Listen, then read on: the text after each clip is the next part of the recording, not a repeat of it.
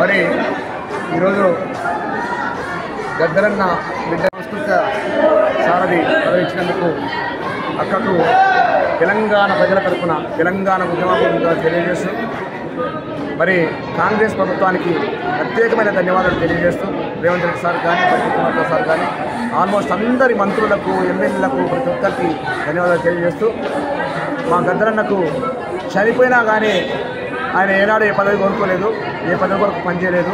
చనిపోయినా కానీ తమ బిడ్డకి సంస్కృత సారథి సేనానిగా నియమించినటువంటి ప్రభుత్వానికి ప్రత్యేకమైన ధన్యవాదాలు తెలియజేస్తూ రైతు కూలి రాజ్యముకై రథమిచ్చినట్టి నీ ప్రాణమిచ్చినట్టి రైతు కూలి రాజ్యముకై రథమిచ్చినట్టి నీ ప్రాణమిచ్చినట్టి మాయన్న గద్దరన్నాని 10,000 దండాలు సాధన దండాలు మాయన్నాని 10,000 దండాలు పాదన దండాలు ఎదుకుడే నీ మెదకు జిల్లల పల్లెల పుట్టిన వంట నువ్వు ప్రాణుల పుట్టిన వంట శేషయ్యల ముద్దుల కొడుకు వంట నువ్వు పాల కొడుకు వంట రైతు కూలి రాజ్యముకై రథమిచ్చినట్టి నీ ప్రాణమిచ్చినట్టి మాయన్న గద్దరన్నాని 10,000 దండాలు పాదన దండాలు నగలు చెండ కొరకు నీవు రాగమెత్తుతుంటే అయ్యో పాట పాడుతుంటే పల్లె పల్లె దొరలంతా పడుతున్నారు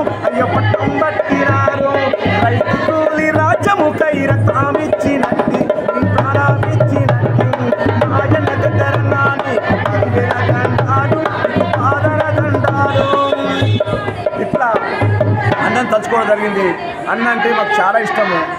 డోలక్ విజయ్, నేను, మా డ్రైవరు రాజేందర్ అన్న, మరి బాడీగార్డ్స్ కృష్ణన్న, నరసింహన్న, సంజీవన్న, ఇంకో శివకృష్ణన్న, మరి వీళ్ళంతా 24 గంటలు తిరిగి తెల్లారు ప్రోగ్రాం పోయి వచ్చి తెల్లవారుజామున అమ్మ లేపి ఛాయ్ ఇస్తే ఛాయ్ తాగి పొద్దున్నే మా ఇంట్లోకి మేము వెళ్ళిపోతున్నాం.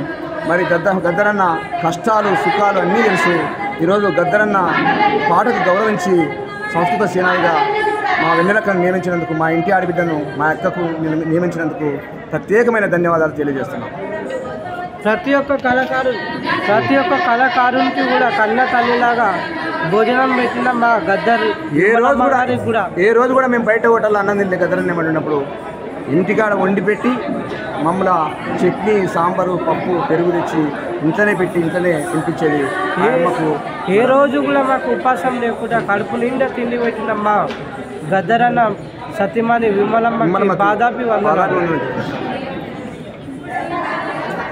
1200 అమరుల త్యాగాల సాక్షిగా పల్లె పల్లెకు ప్రజాస్వామ్య ఉద్యమాన్ని లావట్టిన గద్దరన్న కూతురు వెన్నెల ఈరోజు సాంస్కృతిక విభాగానికి చైర్మన్గా అయినందుకు మేము ఈ ప్రభుత్వానికి ధన్యవాదాలు తెలియజేస్తున్నాం. మేము కోరుకుంటున్నాం ఏంటంటే, ఏ గద్దరన్ననైతే ఆదివాసుల ఉద్యమాల నుంచి మొదలు పెడితే, ఎస్సీల ఉద్యమాల నుంచి మొదలు పెడితే ప్రతి ఉద్యమానికి ఒక బాసటగా కాళ్ళ గజ్జగట్టి వాళ్ళ అస్తిత్వాన్ని ముందుకు తీసుకుపోయాడు. గొప్పతనం 10 సంవత్సరాలు ఏదైతే అవమానానికి గురయ్యామో ఏ త్యాగాలైతే మేము చేసినామో ఆ త్యాగాలను గంగల కలిపిన దగులుబాజీ పాలన ఉన్నది. ఆ దగులుబాజీ పాలన లెక్క మళ్ళీ ఇంకో పాలన రాకుండా సాంస్కృతిక ఉద్యమాన్ని ముందుకు తీసుకుపోవాలి. ఏ సాంస్కృతిక ఉద్యమంతో అయితే ఈ తెలంగాణ వచ్చిందో ఆ తెలంగాణను మరిచిన దగులుబాజీ పాలన పోయింది. ఇప్పటికైనా కానీ ఈ ప్రభుత్వం అన్న ఆ సాంస్కృతిక ఉద్యమకారులను గుర్తించి వారిని అందరినీ, ప్రధాన కార్యదర్శి అతి ముఖ్యంగా ఆదివాసుల యొక్క పోరాటం ఏదైతే కొనసాగుతుందో దానికి పూర్తిగా బాసటగా ఉండాలని మేము కోరుకుంటున్నాం.